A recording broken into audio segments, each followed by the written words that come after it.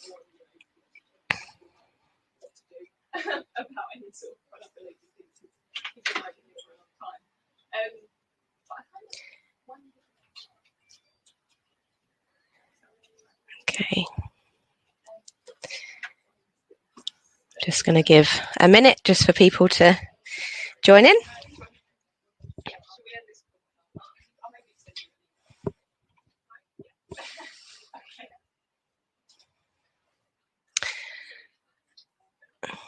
Okay, so hello everyone and welcome to today's Sustainability Engagement Masterclass.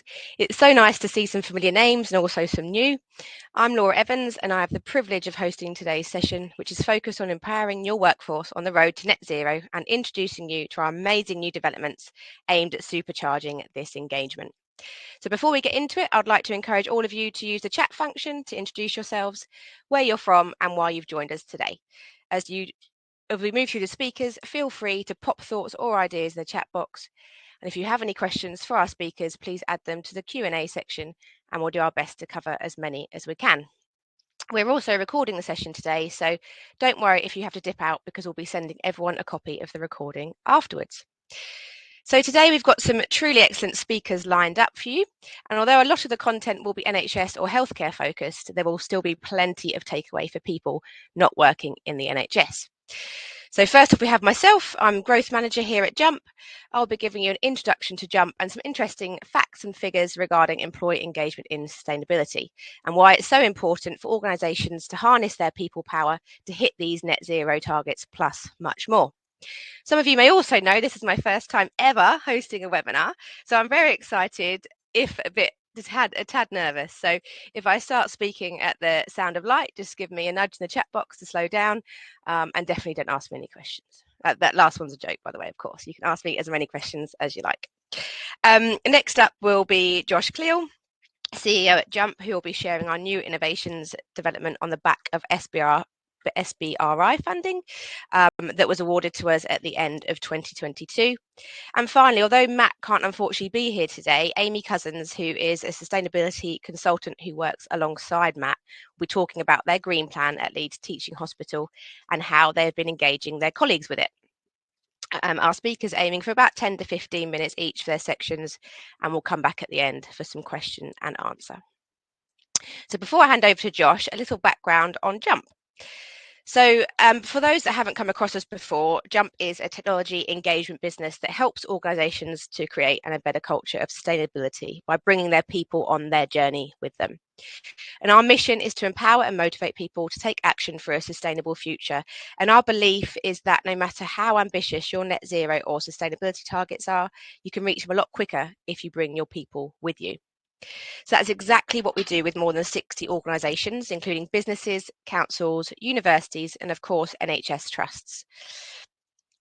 Through a combination of technology, communications, gamification and rewards. And we're very proud to be working with 25 NHS trusts across England to help them communicate and engage their people in their green plans, which is one of the reasons we're so keen to put on an event with an NHS lens. 2022, we successfully won an award through SBRI Healthcare to further develop our product as a tool to support the NHS in driving engagement and behaviour change in the greener NHS agenda. So lots of cool new developments are coming, which, as mentioned, Josh will cover in a bit more detail shortly. But why are behaviour change and engagement so crucial when organisations are addressing sustainability? Here's just a little high-level context. So the world is changing, but being able to attract and retain talent is always going to be key to any organisation. In a recent study, 83% of millennials would be more loyal to an organisation that helps them contribute to societal and environmental issues. Therefore, having a clearly defined strategy and programme in place to help them do this at work becomes a good way to attract and retain talent. And talking about this also helps when speaking to the kind of wider stakeholders within the business, because they may not fully be aware or have a good enough understanding of sustainability issues, but they do understand things like attracting and retaining talent and what the ROI may look like. So this sort of trend isn't being seen just in the workplace either. Globally, 85% of people have shifted their purchasing behaviours towards being more sustainable in the last 5 years. I know I have for sure. I've got a massive problem with Vinted at the moment, and yeah, I'm definitely thinking a bit more about what I'm doing when I'm walking around the shops when I'm buying. So people want to do more for the environment, they want to be taking action, and sometimes the biggest way we could take action is through our spending habits. And according to the 2023 Deloitte Future Work Trends report, insights from a survey of more than 10,000 businesses and HR leaders, the biggest barrier for organisations making progress on their sustainability goals is culture. Sustainability priorities should be integrated into how and why organisations operate at all levels throughout the business if they are to experience the behaviour change needed to drive tangible outcomes. It's been more than 12 months since the Climate Change Committee announced that behaviour change and engagement from people across the UK will be vital in ensuring we meet our net zero targets. But shifting cultures and changing behaviours isn't easy. It requires a real collective effort and a variety of tools and techniques to communicate a clear message that inspires people to join movement and take action. And it requires winning over hearts and minds. Now, before I hand over to Josh, I just wanted to do a few quick polls to see where you all are at in terms of your sustainability and engagement journey. So bear with me whilst I bring the first one up. So the first one, do you have a sustainability strategy with a clear vision in place? I'll give you a couple of minutes to do that.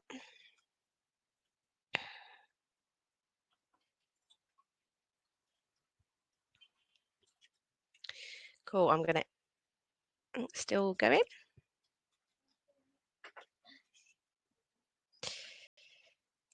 Right, I'm going to end that poll in a second. Here we go. There we go. Can you see the answers on screen?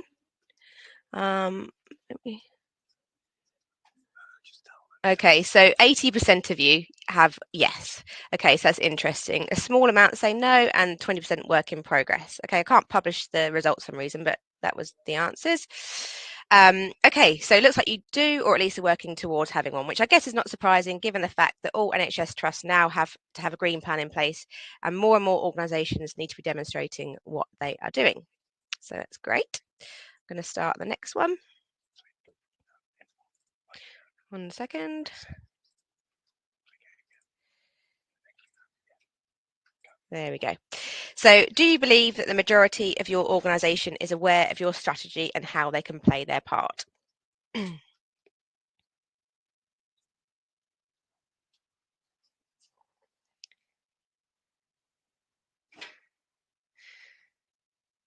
give you a second. Great, okay. All right, so yeah, this is a little bit more revealing.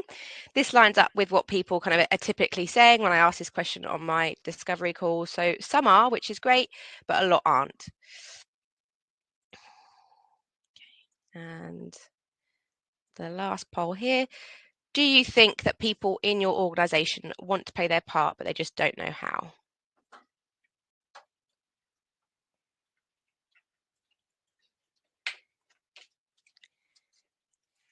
Another 10 seconds. Okay. Okay, yeah. So overwhelmingly, you think that people want to play their part, but they just don't know how. And, you know, that is the bridge that we're really trying to cross together. And that's exactly why we do kind of these masterclasses. Thank you so much for your input. It's really good to see where you're at. Okay, so I hope you come away with plenty of new insights today. So let's welcome our first speaker to the stage. Josh, are you there? Yes, I am. Can you see and hear me? Yes, good. So hello everyone. Thank you ever so much for joining today. We really appreciate it, and it's really great for us to be able to share a project which we've been working on for the last year, a project which has been really fantastic, and it's really been quite fun to be a part of. Before I started, I just wanted to put some of the work we've been doing into perspective. So thinking about SBRI, Small Business Research Initiative, is a grant that we received from NHS England and the Greener NHS team. We were part of a very competitive process. We joined some really great innovators who also won some funding. And I think for us, what we really enjoyed about that process was, we know obviously the NHS has to be it's targeting to become and has to be net zero by 2040.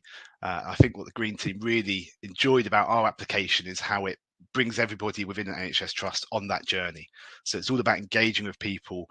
We can do lots of things around the built environment and building low carbon technologies into trust operations, but actually it's the people using those technologies, using those tools, who we need to get engaged with in order to achieve that. We were joined in our application by 2 NHS trusts and an ICS group, and it's great to have Amy from Leeds here today to speak about their experience. And also, we're really grateful for those trusts. They're really fundamental in how we built our technology, how we built our new functionality, and it's been fantastic working with them. And a lot of what we did during the initial phases of SBRI was all about patient and public engagement. It was all about engaging with staff to find out what they're looking for out of a program and what would best benefit them and help them achieve some of their net zero goals. I also wanted to look at, from a behaviour change perspective, which is what we're all about here at Jump. It's all about positive behaviour change, and everything we've built as part of the SBRI project really has behaviour change at its core. We wanted to make all our improvements tick some of these boxes. The activity feed, which I'm going to show you, is all about making behaviour change more social, making people feel like they're part of a community, targeting roles at individuals, all about giving them the opportunity and the capability to engage with something which is really targeted to them and very, very specific. And of course, the carbon calculator is a great education and training tool as well. It builds that understanding element. Whilst we came up with this behaviour change wheel a while ago now, it's as true today as it was a few years ago when we built it. It really underpins our technology and how we use what we have in our functionality to engage and influence staff and to really unpick some very tricky subjects with them. And of course, when we think about what we do in the core of our platform, our gamification, the rewards and recognition, that feeds really well into this behaviour change model. We know from surveys that we've run, we know from NHS surveys, and we know from the poll we've seen today that an overwhelming number of NHS staff members support the NHS ambition the net zero ambition of the NHS. But it's that gap between attitudes and actions which, as Laura mentioned, we're very much designing a platform to bridge. So let's look at some of the functionality we've come on board. Our headliner, which we're really proud of, is the carbon calculator. We like to describe it as probably the world's first carbon calculator which tracks home and work-based activities. So it's a classic carbon calculator in that it asks a series of questions, and our members are able to then indicate exactly where they are and exactly what their lifestyle is. And that's broken down across 5 key areas: across energy, across food, purchasing, travel and waste.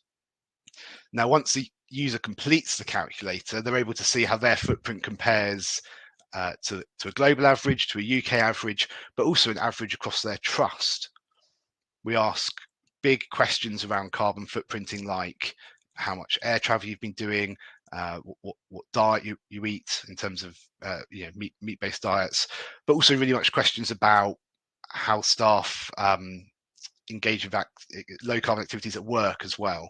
So whether they're using big machinery and diagnostic equipment, what waste streams they're using, how many miles they're traveling to do their role. Questions like that also feed into their work-based carbon footprint. And then what we've been able to do using the footprint is then target them with behaviours, with activities which are very much pertinent to the lifestyle which they've told us they have. So a meat eater might see an activity around Meat-Free Monday. A vegetarian might see an activity around Veganuary. So we're targeting specific behaviours at people based on exactly what they've told us. And it's not just a one-shot thing. Users are able to redo that calculator time and time again. We prompt them to do it periodically, and we give them points for doing so. And everything we do on our platform is underpinned by our point system. It feeds into our leaderboards, and then it feeds into the reward system with the users, the individuals earning the top amount of points, winning vouchers every month. And they're able to, every time they do their footprint, they're able to then compare their footprint back to previous iterations. So they're able to see their footprint declining over time. They're able to see if their behaviors and habits which they've changed are having an impact on their total work and home-based footprint.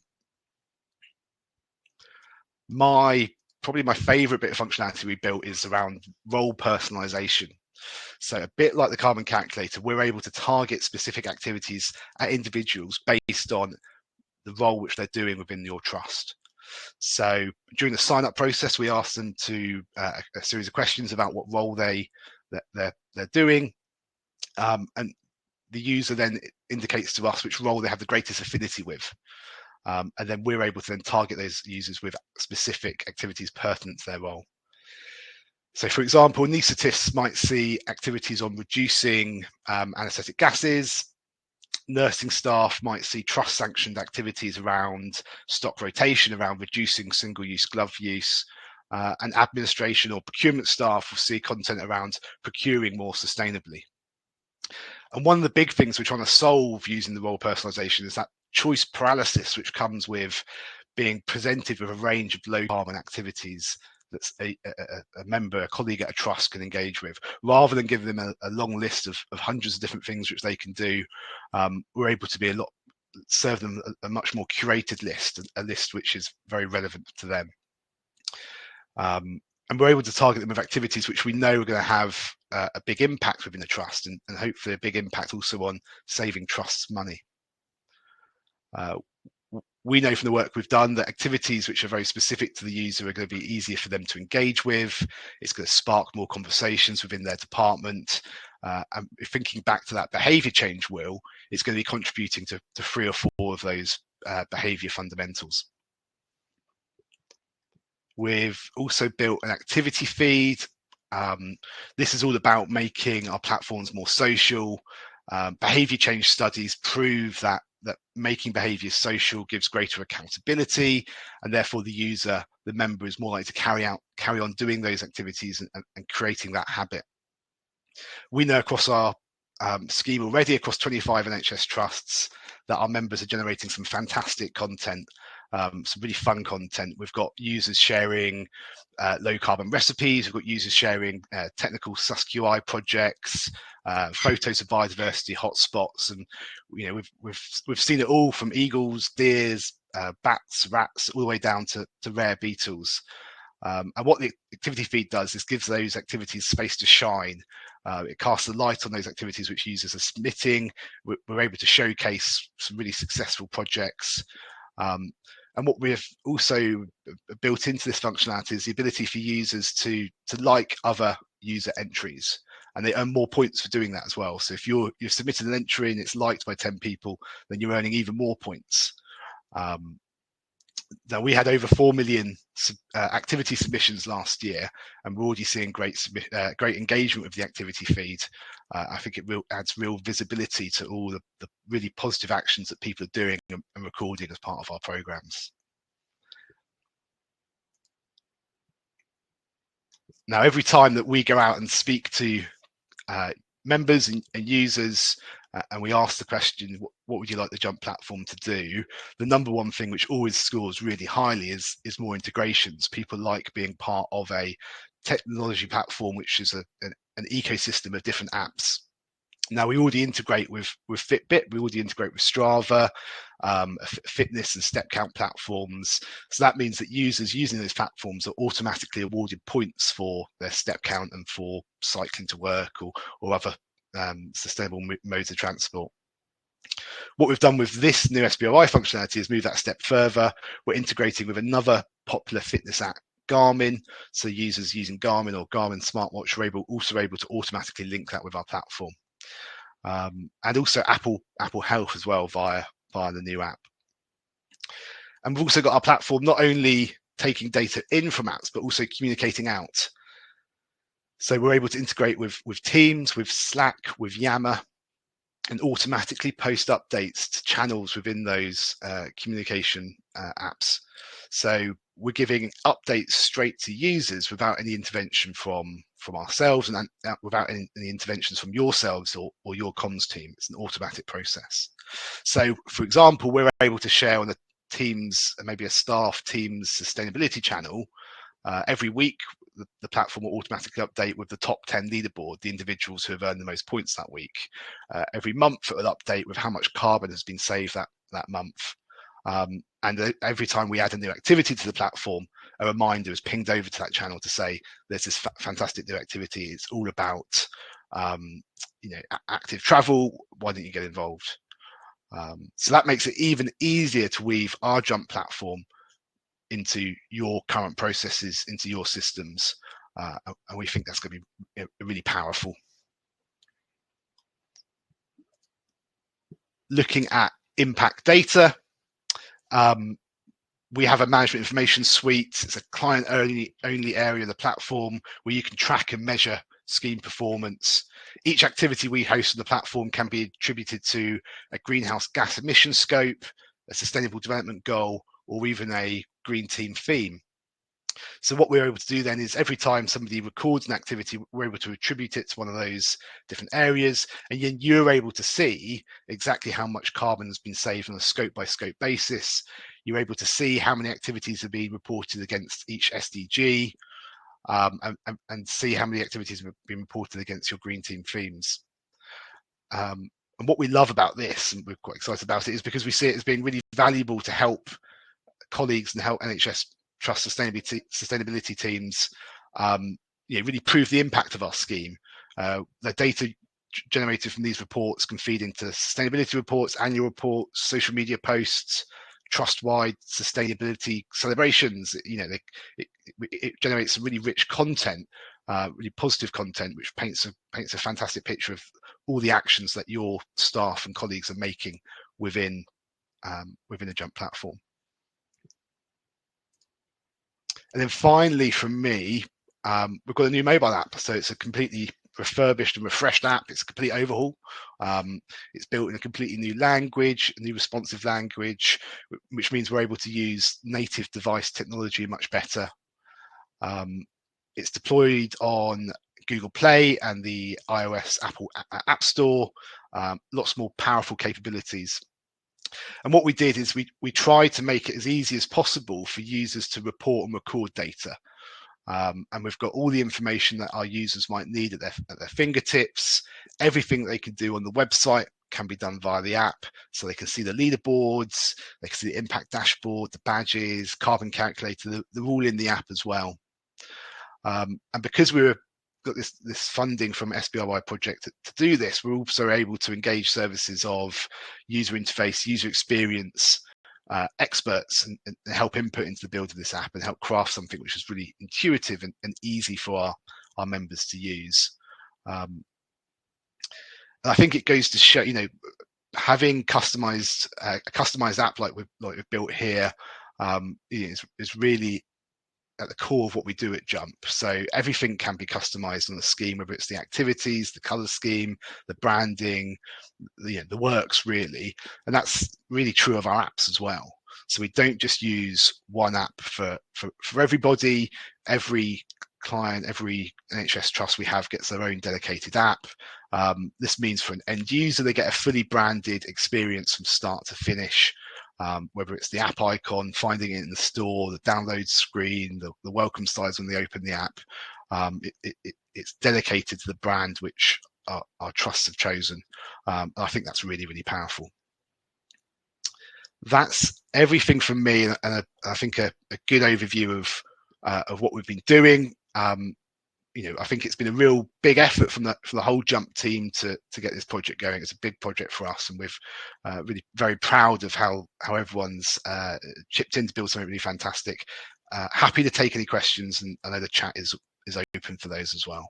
Thank you, Laura. Thank you, Josh.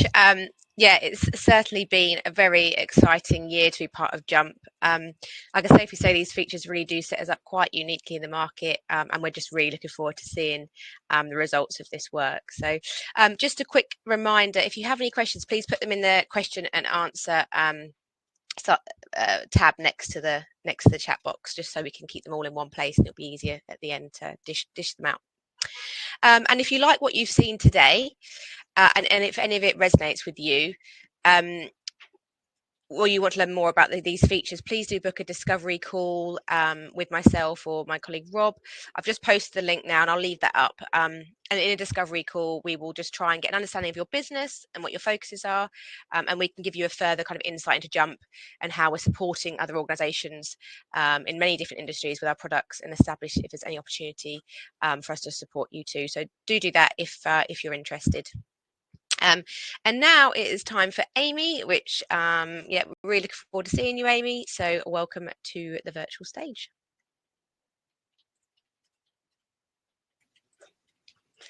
Thank you, Laura. Hi everyone, my name is Amy and I work as part of the sustainability team at Leeds Teaching Hospitals.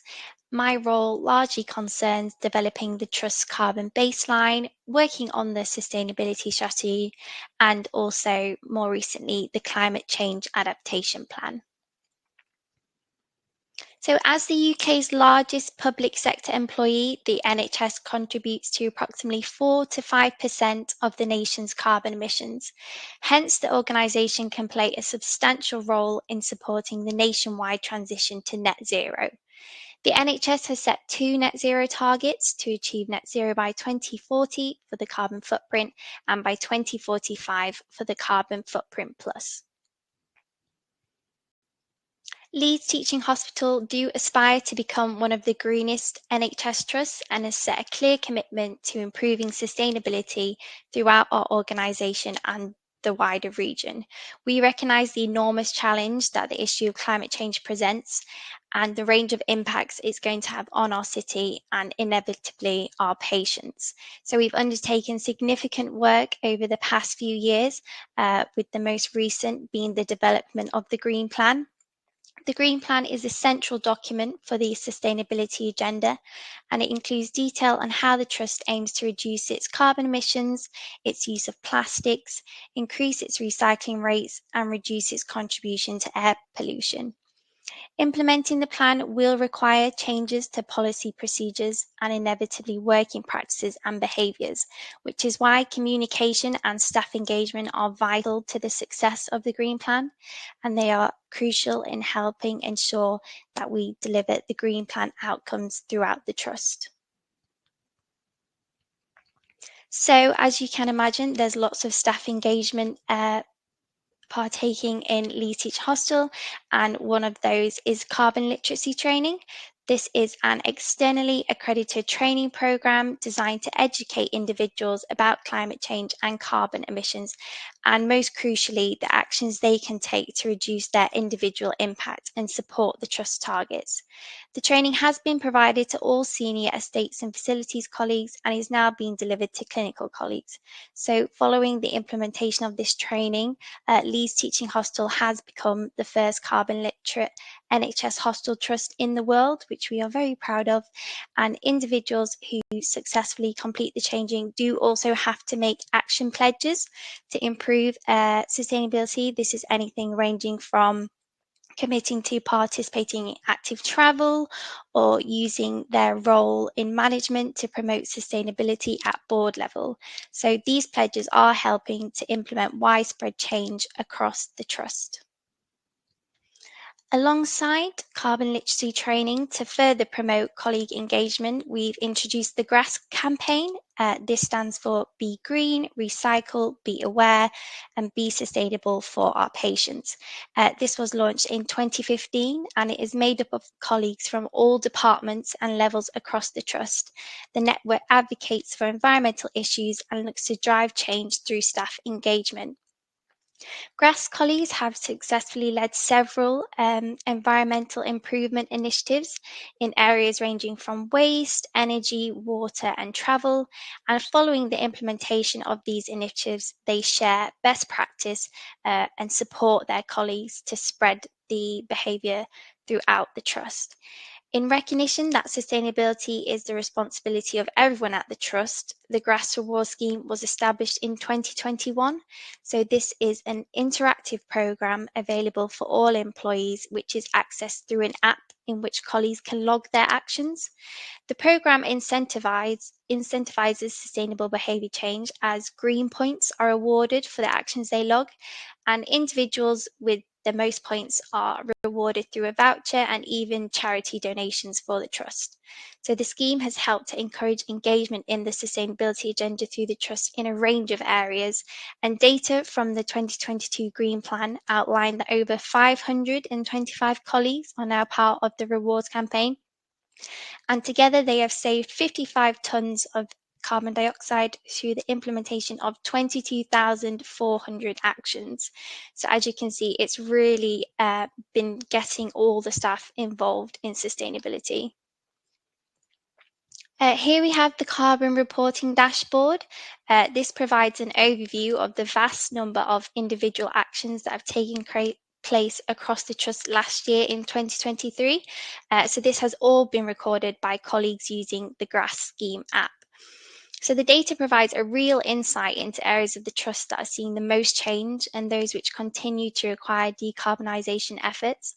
As you can see, thousands of actions took place last year, and these are categorised by Leeds Teach Hostel Green Team themes. So without this platform and the GRAS scheme, we would be totally unaware of all these amazing actions taking place across our Trust. As Josh already discussed, Jump were awarded the SBRI funding, and they chose to direct these towards updating the usability of the app and creating new features such as the carbon footprint calculator. This carbon footprint calculator allows staff to easily calculate and view their own individual emissions. This new feature was launched last year in October 2023, and to date 65 users have completed the carbon footprint calculator. On average, users have a carbon footprint of 33 tonnes of CO2, and as you can imagine, knowing your personal carbon footprint really helps users to identify their areas of high emissions and the actions they can take to reduce their individual carbon footprint, which is really helping to create that behavioural change and cultural shift throughout the Trust. So we have received some colleague feedback, which is great to hear. This is anonymous feedback from the Leeds Teach Hostel staff regarding the app updates. So I'm just going to read one of my favourite ones, which is the last one. I think the website is very easy to use. The weekly tasks are even quicker to complete since the update, and the reminders make it impossible to forget. It is now much clearer what difference our actions are making, which makes you strive to want to do more. I think it is a great way of highlighting environmental issues and giving small, manageable changes which we can make to help. So that's great feedback that we've received from one of the colleagues. With upgrades having only been launched in October, it's still very early days, and we are anticipating to receive much more feedback and much more staff using the carbon footprint feature. This concludes my overview of Leeds Teaching Hostel case study. Thank you for having me and joining the session. If you have any questions, please hold on to these for the Q&A session at the end. Thank you.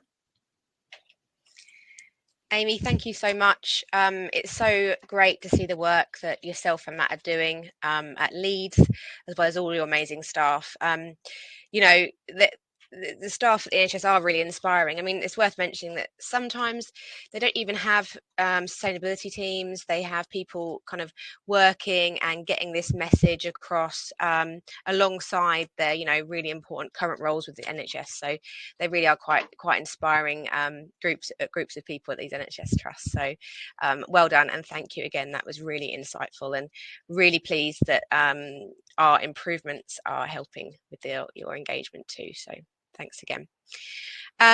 Okay, so we're going to wrap up today's session by answering some questions that you might have for us. So if everyone panel could come back onto the screen, and I will go through and answer as many as possible. Okay, so this is a question from Jason, probably for you, Josh. Does the carbon calculator allow you to adjust if you know the actual numbers? Like, can you put in your kilowatt hours energy use, actual car CO2 emissions, for example? Yeah, I think that's a fantastic question. How we've designed the carbon calculator is not to be able to input granular level of data like that. We ask very generic questions about people's travel habits. We ask very generic questions about their energy use, and the pure and simple reason for that is because we know we want to be a behaviour change program which can take the majority of users along on that journey with us. And actually, we probably feel on reflection that the majority of users probably wouldn't have that data, and certainly not have that data at their fingertips to be able to input into a calculator. So we've gone down a route which is, we ask them how many journeys they might take on a weekly basis, say around commuting, around their home life as well, like, you know, social and outside of work, and also any mileage they do whilst in work, and we use that to model their footprint based on averages from government data sources, conversion factors. So no, its answer is probably no, but I think there's, yeah, I think we've tried to steer it down a route which is more inclusive, perhaps. Cool, thank you, Josh. I hope that helps, Jason. And then, has the activity feed had good uptake from users so far and helped to increase engagement? Yeah, happy to take that one. And say, Amy, I don't know if you've had any feedback specifically on the activity feed, but yeah, I mean, we've been using the activity feed, for example, in Leeds and Dorset and Newcastle for a while now, and that's given us some good insights. Feedback that users have made have enabled us to make changes, to be quite responsive to user feedback, to ensure that we are, you know, making something as powerful as possible. Some feedback I've had, which we've then gone on to incorporate more a better ability within the activity feed, is be able to filter by team. So you, rather than seeing an activity feed which is generated from content across your entire trust, and there might be people, obviously there's going to be people in there you don't know, but you can actually do it. So if you're in the pediatrics team, you can see submissions only from the rest of the pediatrics team, and I think that's really powerful and makes it perhaps more meaningful to individuals to see what their actual direct colleagues are doing. But yeah, I mean, it's an automatic feed, so content appears automatically, but we're seeing activities which have been liked multiple times.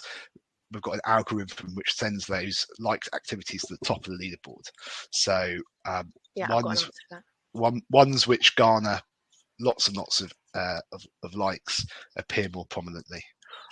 I think that is good evidence of good engagement on the activity feed from users. Cool.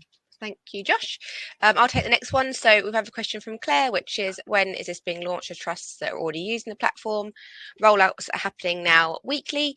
When yours specifically is, best to maybe just drop a quick email to your program manager or comms manager, and they'll be able to talk to you about that. But yeah, it's happening gradually now as we speak. A question from Sam: are you working on backwards integrations, i.e. interact with Jump from Slack? Josh? Yeah, it's a good question. We don't have any plans, to be honest, we don't have any plans on that front at the moment. We want to encourage people to visit our platform, and we do that via a myriad of ways, whether it's push notifications, whether it's the weekly nudge, the weekly impact email that we send to users. So we're always encouraging people to go to our platform rather than interacting it via third-party service, because we know once they're on our platform, they're then able to see other activities which might inspire them. They're able to see some of the fantastic work that their colleagues are doing. They're much able to see some of our functionality around leaderboards. So that's where a lot of our priority is always going to be, is about getting people onto our platform, getting people using the technology. Yeah, I appreciate that. Obviously, yeah, connecting it to a platform like Slack, which is a bit like Teams, a chat area, you know, could be useful for recording data easily and simply. But even if they were to record it via Slack, I'd still want them to visit the platform to see all the other functionality that we have. Cool, thank you. And then Lou's asked, but could I ask if the role profiles are health specific or if it applies to wider organisations in different sectors? And yet it's fully customisable. So although we've given the example of the ones within the NHS, yes, absolutely, we can create role profiles for any industry, which is really great. And we've got a question from Lucy. For non-NHS applications, when will we see his updates? A solid date month, even if well in the future, we better to help plan comms. Yeah, a bit like how I answered before. Yeah, these are being rolled out gradually. So do either I'll mention to our comms and program managers to reach out to you, or drop them an email, and they'll be able to help give you an idea of when that will be. But don't worry, you'll be able to guess it. Let's have a look. So from Ali, what is the subscriber take up of this platform within NHS trusts? Yes, this is a difficult one to say because it's, you know, it has many variables, some to do with what industry it's in. So for example, the NHS has a very varied workforce and lots of people don't sit by a computer all day. Other organisations are more office based. And you know what, one good percentage sign up for one organisation is different to another. But our range of sign-ups can vary massively, from 6% up to kind of 70%. And sign-ups are increasing year on year with our new development. So although I couldn't give you an exact number now, it does range. It's a massive range of percentages. But we can chat a bit more about that if you wanted to book a call as well. Can I add something there as well? Because I just think from, you know, I very much see the Jump platform as a tool, and then the how that's communicated within a trust is very much a team effort. You know, we can generate lots of content, we can generate social media posts and some fantastic infographics. We could give you the tools, but then it you know, there is a challenge of reaching multiple people. Now we've got a university in Scotland who are launching a program next week, and they've decided to go around this a different way, and by emailing, giving us the email address list of all of their users from the start, and that means we can engage with them directly, and that's going to have a much stronger sign-up rate than kind of it always being you know, via different channels. So I think there's just to reinforce what Laura said. It is a range depending on how it's being communicated and how it's being pushed. Great, cool. And then Ali, you've also asked, can content be tailored to my trust, and how often is content updated? Yes, it can be. It's completely tailored to your trust in the way it looks and feels, tone of voice, the content. And just to kind of let you know how it works, you'd initially have kind of 2 to 3 hours scoping calls over a couple of weeks to decide what you want on your program, and then you have quarterly updates, which you set the communications for kind of the next 3 months. So it, as I say, it is fluid, it kind of evolves with you. If there's something you need in there, yeah, we can put it in. Your communications and program manager will work closely with you to make sure the data, the content is updated with exactly what you want. Then we've got Lucy from East Suffolk. You've asked, it sounds really interesting, just to check everything is through the app, so staff would have to download and use through the app. Yeah, it's a web-based platform and hybrid app that's customized to you guys. You can download it on iOS and Android, so it'll have both the web-based platform to use on any kind of PC device as well as the app. And then Fran, hi Fran, you said, could you talk about what social sustainability content the platform has, i.e. wellbeing, safety, community engagement? Because the program is fully customizable, you can make it however you want. Some of our programs have a very much work-based kind of content, some have a very much home-based kind of personal life content, and some have a real good mixture of both. If well-being is something that's really important to your business, we can obviously make a big theme and a big song and dance about well-being on your program, because that's specific to you. But it really is fully customizable, so you can have it whatever you want on there. We've recently actually designed for kind of international manufacturing company, and they've got a program that's completely dedicated to their procurement team and making them procure more sustainably. So yeah, the opportunities are endless, really. So yeah, we can cover well-being, safety, community engagement, and celebrate and shout about all those successes for your people. And then Lou's asked, what data underpins the carbon calculator and how regularly is that data updated? Josh? Yeah, so during the process of creating the questions which we use in the carbon calculator, looking at the data was really important. We use a wide variety of data sources. Lots of them are government sources like DEFRA greenhouse gas emission conversion data sets and those sort of things. Obviously, when you're creating a carbon footprint which is relevant for multiple people, you have to make some assumptions about their lifestyle, about how much carbon their vehicle's producing, about how much energy their home is using and how they power it. So we have to make some assumptions. Yes, we're going to be updating that on an annual basis. The carbon calculator comes with a full methodology status. We don't want to shy away from explaining to users how the carbon calculator, how that data works, and we want to show those sources. So everywhere where we've made an assumption, we've mentioned it. Everywhere where we've used external data, we've been able to source it, and show where that data is coming from. We want it to be nice and transparent. We want it to, and that reinforces to us that the use of it as a education tool as well. It's not just this is the number, this is what you are. It's we want it to be more holistic as well. Cool, thank you, Josh. We've got 3 more questions, and then I'll wrap it up. So Ali's asked, how does Jump encourage staff to subscribe on an ongoing basis? Yeah, our comms team are really experienced in working with lots of different kind of employee groups, so they work really hard on providing specific customized content for you in the forms such as kind of newsletters.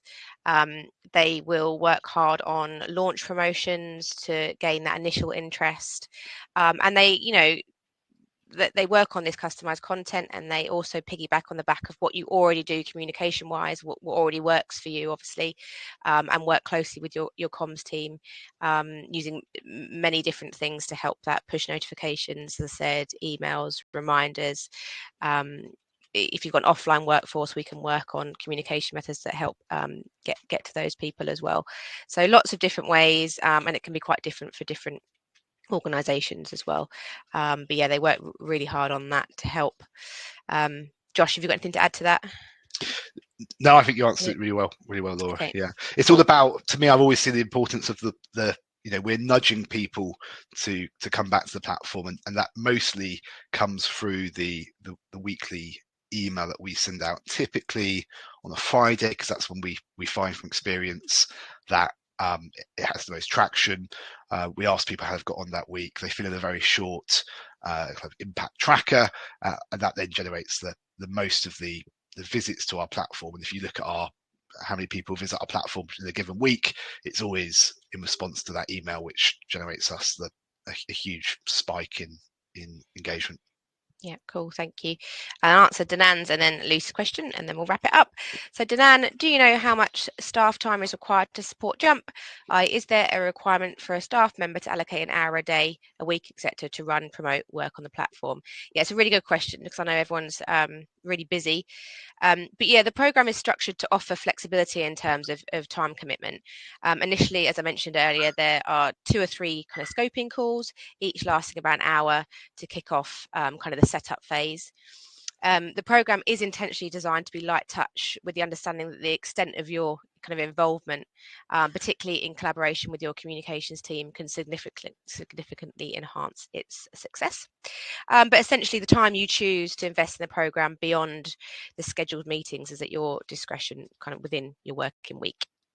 And a good question to finish on is, how much does it cost? The main question. So yeah, this is important.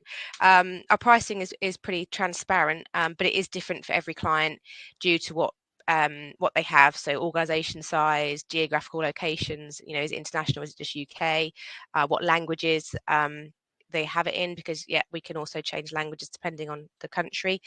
But our standard pricing includes kind of a setup build fee and then an annual service fee. So of course, if on the back of this webinar you want to organise an intro call, I can certainly give you some more indicative pricing when I know a bit more about your business and what it looks like. So please do get in touch. Yeah, so if you've made it this far and you still haven't opened a conversation with us, then please either, you know, reach out to me, submit a contact form to our website, or again in the offer section here, you can see a tab to get in touch, and we'll organise that. We'll also be following up today's session with a short survey, and would appreciate your honest feedback, as it will help us to make sure that any future sessions we run are relevant to you, our community. So thanks so much for spending an hour with us. Huge thanks to Josh and Amy, and from me, thanks to the other 15 hardworking, passionate people at Jump who make it all possible for our users. Have a fantastic rest of your day. Thanks for joining. Thanks all. Thanks, Laura. Bye now. Bye. Thank you. Cheers, Amy.